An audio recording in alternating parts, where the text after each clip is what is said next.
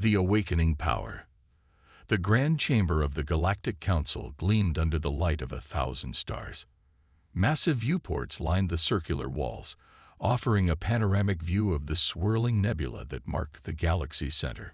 Inside, representatives from 300 species sat in graduated rings, their forms as diverse as the worlds they hailed from. Some floated in specialized atmosphere bubbles, others sat on perches or sprawled across specially designed couches, while many occupied standard seats adapted to their unique physiologies. At the center of it all stood High Counselor Vex Mara, her iridescent skin reflecting shards of light across the chamber. 6 eyes blinked in sequence as she addressed the assembly, her voice translated simultaneously into hundreds of languages. For 10,000 cycles, the Galactic Council has maintained peace and order among the stars. We have weathered rebellions, natural disasters, and the rise and fall of empires. But today we face a challenge unlike any before. She paused, her gills fluttering in what those familiar with Aquilian physiology recognized as deep concern.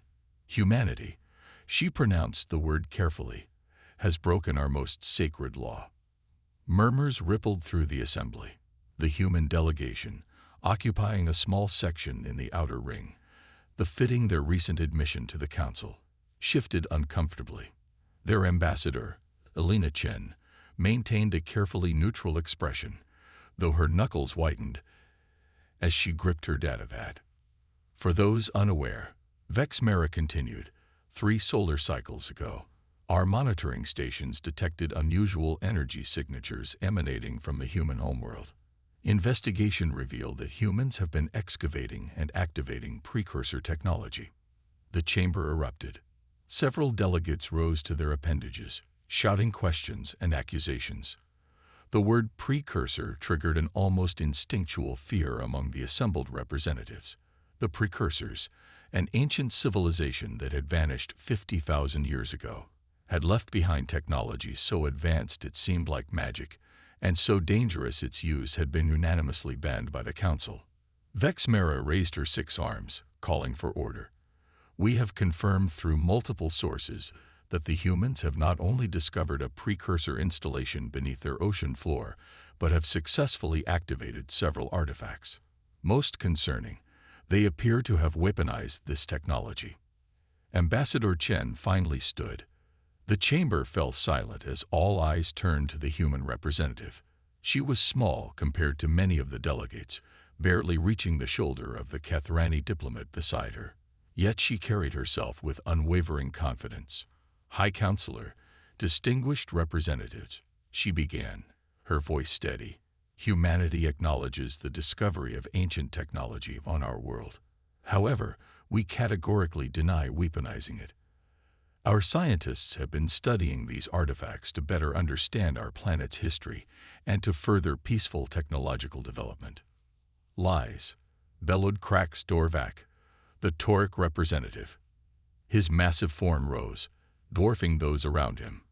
Our intelligence shows your military has established a secure facility around the precursor site. You deny weaponization while your soldiers guard the technology. Security measures are necessary given the sensitive nature of the discovery, Chen replied smoothly. We've invited scientific delegations from allied worlds to participate in our research. This is hardly the behavior of a species preparing for war. Then explain this, Vex Mara said, gesturing to the central holographic display. The hologram flickered to life, showing orbital imagery of Earth. It zoomed in on a remote island in the Pacific Ocean, where a massive installation had been constructed. Further magnification revealed what appeared to be testing grounds with scorched earth and vaporized materials. The timestamp indicated the footage was less than a week old. This is a research facility, Chen insisted, though her voice wavered slightly. Our analysis suggests weapon testing, countered Vex Mara. Energy signatures match those of precursor offensive systems. Humanity has been explicitly warned against such development since joining the Council. General Marcus Vega, Earth's military representative, stood beside Chen. His weathered face betrayed nothing as he addressed the Council. What you're seeing is defensive technology testing. Earth lies at the edge of explored space, vulnerable to threats from beyond Council territory. We have a right to protect ourselves. With precursor weapons, demanded Solaxi, the Medusan diplomat, her serpentine hair writhing in agitation.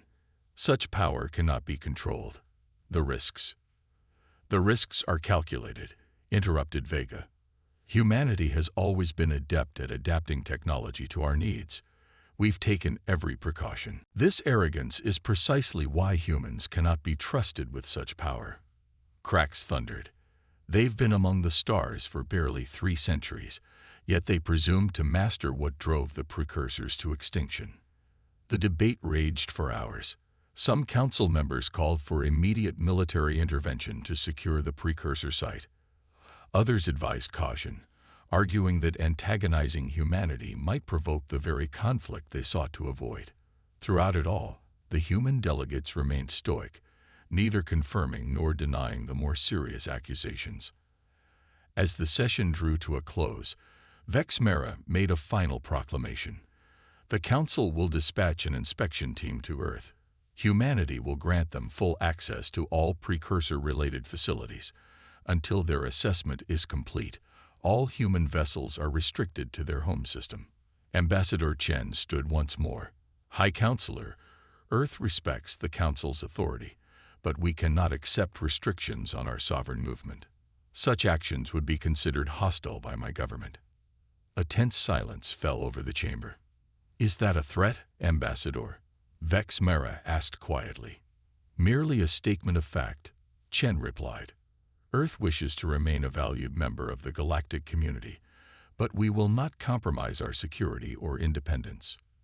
With those words, the human delegation withdrew from the chamber, leaving behind a council divided and deeply troubled. Deep beneath the Pacific Ocean, in a facility unknown even to most of Earth's government, Dr. Eliza Rice stood before a pulsating artifact.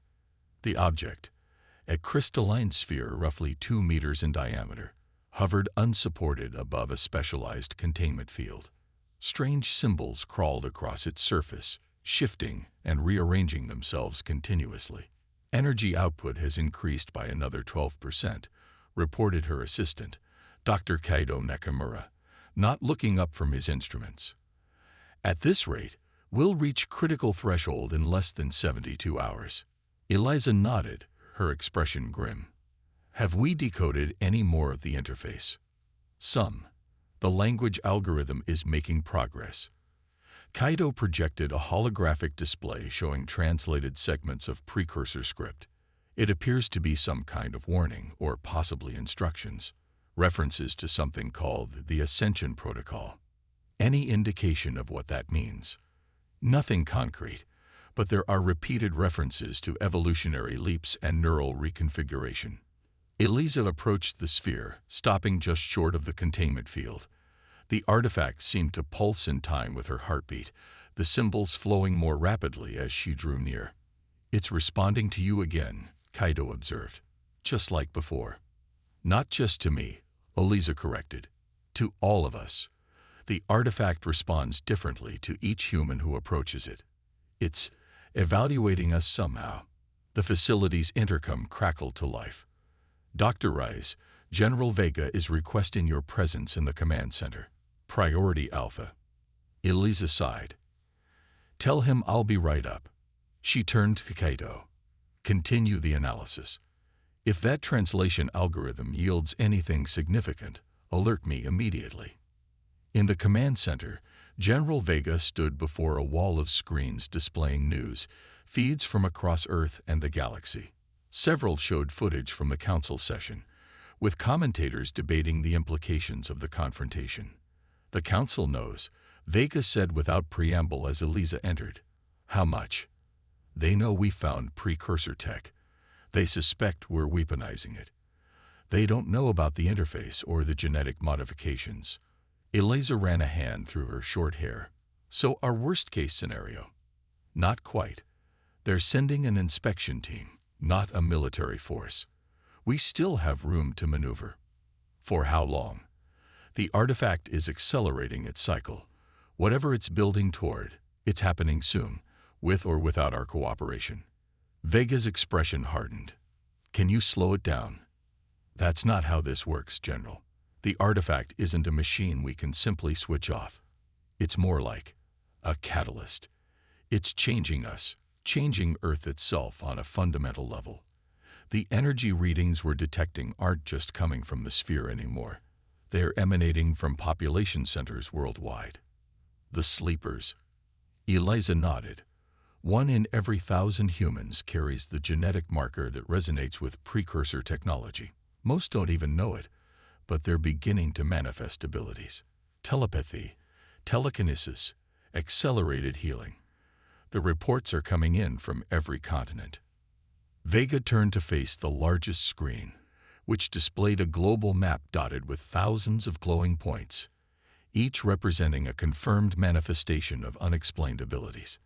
And the Council has no idea this is happening. If they did, they wouldn't be talking about inspection teams. They'd be quarantining our entire system. The General was silent for a long moment. The Chinese government reported 3 incidents they couldn't contain. Civilian casualties. Russia had similar events. It's the same everywhere, Eliza confirmed. People suddenly developing abilities they can't control. Mass panic isn't far behind. What about your inhibitor research? The prototypes work for mild manifestations, but they're failing against the stronger expressions. And we're seeing exponential growth in both the number of activated individuals and the power of their abilities. Vega leaned heavily on the command console. The Council gave us 6 days until their inspection team arrives. How long until this becomes impossible to hide? 3 days, maybe 4. Eliza met his gaze steadily. General, we need to consider that this might be exactly what the precursors intended. Earth wasn't just another world they visited. It was special somehow. They left more technology here than on any other known planet, and they encoded it to interact specifically with human DNA. You're suggesting they engineered us, created humanity as some kind of project, or recognized something in our evolutionary potential. The point is, what's happening now might be the culmination of a plan set in motion thousands of years ago. We can't stop it. We can only prepare for what comes next. Vega straightened, his decision made. Implement contingency Prometheus. Full worldwide alert to all sleeper activation sites. I want containment teams and support personnel deployed to every major population center. That won't be enough, Eliza warned. I know, but it buys us time. Vega turned to his communications officer. Contact Ambassador Chen.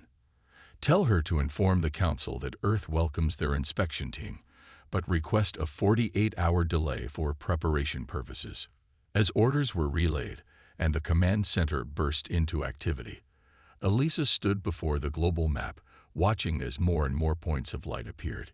Humanity was changing before her eyes, transforming into something the galaxy had never seen before, something that terrified the Galactic Council. And perhaps, she thought, with good reason. The reckoning. 3 days after the Council session, the situation on Earth had deteriorated beyond the military's ability to contain it. Reports flooded in from every continent of ordinary citizens, manifesting extraordinary abilities, some controlled, many not. Shanghai had suffered the worst incident. A financial analyst's sudden telekinetic awakening had collapsed 3 skyscrapers, killing thousands. Similar tragedies, though smaller in scale, occurred in Moscow, Lagos, Sydney, and Buenos Aires. In Washington, D.C., President Adama stood before a hastily assembled coalition of world leaders, their faces grim on the screens surrounding her. The containment protocol has failed, she stated bluntly. We estimate over 3 million activated individuals worldwide, with the number doubling every 18 hours. Traditional military and police forces are increasingly ineffective. What about the inhibitors? Asked the European Union president. Limited success in minor cases, replied Adama. Dr. Rice's team has developed an improved version, but production can't keep pace with the rate of new activations. Then we must consider evacuation, suggested the Chinese premier. Use our limited interstellar fleet to save who we can. The Russian president scoffed. Our combined ships could carry perhaps 1 million people. Who decides who lives? And where would they go? The Council has quarantined our system. No world will accept human refugees. President Adama raised her hand for silence. There is another option. Dr. Reyes, please share your findings. Dr. Eliza Reyes stepped into view, looking exhausted but determined. My team believes the precursor artifact is not causing random mutations, but following a specific pattern, an engineered evolutionary pathway. The chaos we're witnessing is merely the transitional phase. Once complete, the activated individuals should stabilize with full control of their abilities. Should, echoed the Indian Prime Minister skeptically. Based on our decryption of precursor data, we're 93% confident, Rise answered. More importantly, we found references to a stabilization protocol within the artifact. We believe we can accelerate the process globally, pushing all activated individuals through the dangerous transitional phase simultaneously. And those without the genetic marker? Asked the Brazilian president. Unaffected, as far as we can determine. But they'll be living in a world with millions of enhanced humans. The screens fell silent as the implications sank in. How soon can this stabilization be implemented? President Adama finally asked. 12 hours to final preparations, Rise replied. But there's a complication.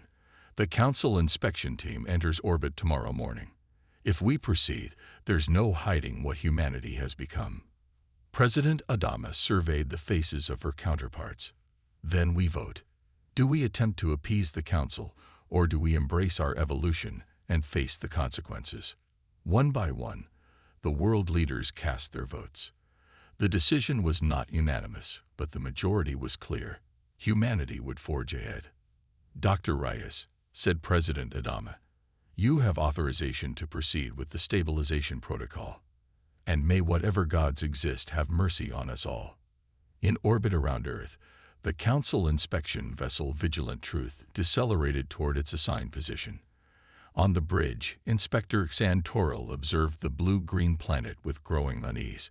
Still no response to our communication requests, reported his communications officer. And the unusual energy readings? San asked. Intensifying, Inspector. They now cover approximately 70% of the planet's surface, with particular concentration in major population centers. San's inner eyelids flickered, a sign of deep concern in his species. As senior representative of the Council's Security Directorate, he had overseen dozens of interventions on worlds that violated Council law. But something about this situation felt fundamentally different. Launch probe drones, he ordered, full spectrum analysis, and continue hailing all Earth frequencies. The drones deployed, streaking toward the atmosphere, when suddenly the ship's sensors screamed warnings. A massive energy surge emanated from Earth, washing over the Vigilant Truth in waves of iridescent light. Shields.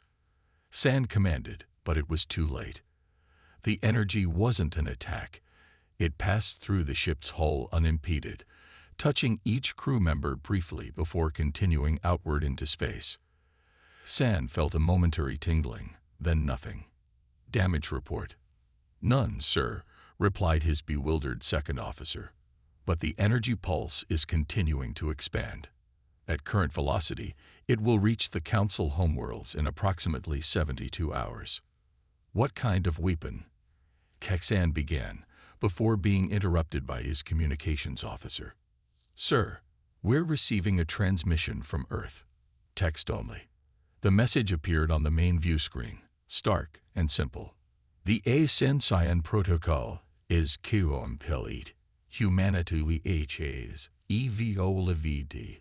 We are equuist dialogue on NEU terms. Before Zan could formulate a response, the sensors detected movement from Earth. Hundreds of objects were rising from the planet's surface, ships of human design, but radiating energy signatures similar to the pulse that had washed over the Vigilant Truth. They arranged themselves in a defensive sphere around the planet, but made no aggressive moves. Sir, said the second officer, analysis confirms these vessels incorporate precursor technology. Conservative estimates place their weapon capabilities at least 3 generations beyond our own. Zan's decision was immediate. Transmit an emergency signal to the Council. Full data package on everything we've witnessed. Then respond to the Earth transmission. Tell them we are prepared to open a dialogue channel. On the Council homeworld of Avalon, emergency alarms shattered the perpetual twilight of the Grand Chamber. High Counselor Vex Mura had convened an emergency session after receiving the Vigilant Truth's transmission. The chamber, normally an arena of deliberate procedure and political maneuvering, had transformed into a war room. The human fleet has made no aggressive moves, reported Admiral Thorne of the Council Defense Force. But they've established a defensive perimeter around their system that our analysts say is impenetrable with current technology. And this energy pulse, demanded Vex Mura, still expanding at faster than light speeds. Our scientists cannot determine its purpose, but it appears to be an information wave rather than a weapon. However, we cannot rule out harmful effects once it reaches inhabited systems. How long until arrival? 41 hours to the nearest Council world. Vex Mura turned to the head of the Council Intelligence Directorate. Do we have any assets left on Earth? Any way to determine what has happened? Director Mucklera, her exoskeleton clicking softly as she shifted, consulted her data terminal. Our last transmission from Earth-based operatives came 3 hours before the energy surge. They reported mass manifestation of telekinetic and telepathic abilities among humans, along with widespread panic and multiple containment failures. So they'd weaponized their own population, growled Krax Dorvac. I warned this council of human treachery. We should have struck first, while we had the chance. That opportunity has passed, Admiral Thorne said grimly. Our military analysis suggests that with their current capabilities, humans could launch a devastating attack on multiple Council worlds simultaneously, yet they remain in a defensive posture. Waiting for what? Asked Salaxi. Permission to speak freely, High Counselor, requested an unexpected voice. All eyes turned to Zhen Van, a junior diplomat from a minor world who rarely spoke in full Council sessions. Granted, said Vex Mura. Curious. I've spent the last 5 years studying human culture and history, Jen began. There's a pattern that repeats throughout their development. Humans advance most rapidly when threatened, yet historically they've shown remarkable restraint after achieving military superiority. They prefer to establish new equilibriums rather than dominate through force alone. You suggest we negotiate with them? Krax scoffed. After this blatant violation of our most sacred laws, I suggest we consider their perspective, Jen countered. Humans were never fully integrated into the galactic community. They were kept at arm's length, denied access to advanced technologies, and subject to restrictions not imposed on founding council races. Yet they've achieved in decades what took most species centuries. What if the precursors saw this potential in them? What if this evolution was inevitable? The chamber fell silent as the implications of Jen's words sank in. High Counselor, Admiral Thorne said finally, we've just received a transmission from Earth. They're requesting permission to send a diplomatic vessel to Avalon. They say they have crucial information about the energy pulse and wish to address the full council. Vex Mura's gills fluttered rapidly as she considered her options. War seemed inevitable, yet something about Jen's assessment resonated with her. Grant the request, she decided. Double the defensive perimeter around Avalon, but allow one human vessel to approach. We will hear what they have to say before deciding on our course of action. The human diplomatic vessel that arrived at Avalon 3 days later bore little resemblance to any ship the Council had seen before. It moved without conventional engines, its hull shimmering with patterns of light that seemed almost alive. When it took position in orbit, it made no attempt to launch shuttles or transport personnel to the surface. Instead, it simply requested a direct communication link to the Grand Chamber. The Council members, assembled in emergency session, watched as the central holographic display activated. The image that appeared was not what anyone expected. Dr. Eliza Rice stood in what appeared to be the precursor chamber beneath the Pacific Ocean. Behind her hovered the crystalline sphere, now pulsing with brilliant light that cast strange shadows across her face. "Honorable representatives of the Galactic Council," she began, "I speak to you on behalf of a changed humanity. The energy pulse you detected was not a weapon, but a message, one left by the precursors 50,000 years ago, intended to activate when humanity reached a specific developmental threshold." "What kind of message?" demanded Vex Mara. "A warning," Rise replied, "and an invitation. The precursors didn't vanish or go extinct. They evolved beyond physical form, ascending to a higher plane of existence. But before they left, they seeded multiple worlds with the potential for similar evolution. Earth was one such world." "You expect us to believe?" Cracks began, but Rise continued unperturbed. "The pulse carried this message to all worlds with precursor artifacts.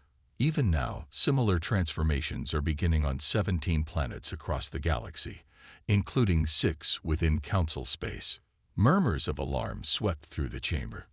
"This is why we come to you not in conquest, but in cooperation," Rice continued. "Humanity has glimpsed what lies beyond our current understanding of reality. There are threats in the void between galaxies, entities that feed on civilizations that reach ascension threshold. The precursors fought them and nearly lost everything. They retreated to planes beyond physical reach, but left behind the tools for us to defend ourselves when the time came." "And that time is now?" asked Vex Mara. "Within a generation," Rice confirmed. "The pulse we sent was part of the precursor defense protocol. It will accelerate the evolutionary potential of all worlds they touched, creating a network of advanced civilizations capable of standing against the coming threat." Silence fell over the Grand Chamber as the council members absorbed this information. "You have evidence of these entities?" Vex Mara finally asked. In response, Rice gestured, and a holographic display changed. The council members found themselves looking at what appeared to be a recording from long ago. Massive shadow-like forms moving between stars, consuming entire systems in darkness. "This is precursor historical data," Rise explained. "And this." The image changed to show similar shadows, but now at the edge of the Milky Way galaxy, was captured by our new sensing technology 3 days ago. The council erupted in panic, voices shouting questions and demands for action. Vex Mara raised all 6 arms for silence. "If what you say is true," she said when order was restored, "then humanity's actions, while in violation of our laws, may have been necessary. But why should the Council believe you? Why should we trust humans to lead this defense, rather than seeing this as an elaborate justification for your seizure of power?" "Because we need each other," Rise replied simply. "Humanity's transformation has given us tremendous abilities, but we lack the unified government and infrastructure the Council provides. And while other worlds will undergo similar evolutions in time, the threat approaches now. We propose an alliance, human innovation and newfound abilities combined with Council coordination and resources." "And the leadership of this alliance?" asked Admiral Thorne. "Shared," Rise answered. "A new body with equal representation from Earth and the Council. Decisions made jointly, technology shared openly, defenses coordinated across all worlds." Vex Mara studied the human carefully. "You would surrender the military advantage you currently possess. We would combine it with yours, for the greater survival of all." The High Counselor turned to confer with her advisors, their whispered conversation lasting several minutes. When she faced the hologram again, her expression was resolute. "The Council will require verification of this extragalactic threat, conducted by our own scientists using data from multiple sources." "Of course," Rise agreed.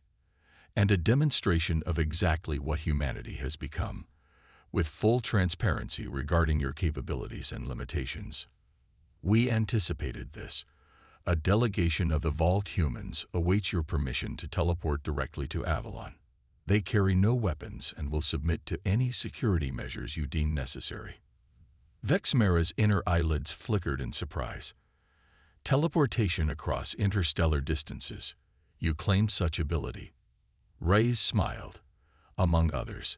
With your permission, they can arrive within moments. After a brief consultation with security personnel, Vexmera nodded her assent. We will receive your delegation. The air in the center of the grand chamber shimmered, and 3 humans appeared, 2 women and 1 man, dressed in simple gray uniforms. They bowed respectfully to the assembled council.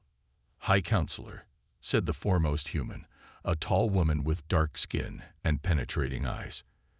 I am Director Amara Okonkwo of Earth's Evolutionary Integration Division. We come in peace and friendship to demonstrate what humanity has become and to answer any questions you may have. Over the next several hours, the human delegation displayed abilities that defied conventional understanding. Telepathy, telekinesis, matter manipulation, and energy projection, far beyond anything the Council had witnessed from any species. Yet they showed remarkable restraint and control, never once appearing threatening despite their clear power. More importantly, they shared detailed scientific data about the evolutionary process, the precursor technology that had triggered it, and the extragalactic entities approaching the Milky Way. The evidence, scrutinized by the Council's finest scientific minds, proved compelling. As the demonstration concluded, Vexmera addressed the Grand Chamber. Fellow representatives, we stand at a crossroads unlike any in our history. The evidence presented by humanity suggests both grave danger and remarkable opportunity. I propose we convene a special committee to establish the framework for the alliance they have suggested, with all appropriate safeguards and verification protocols.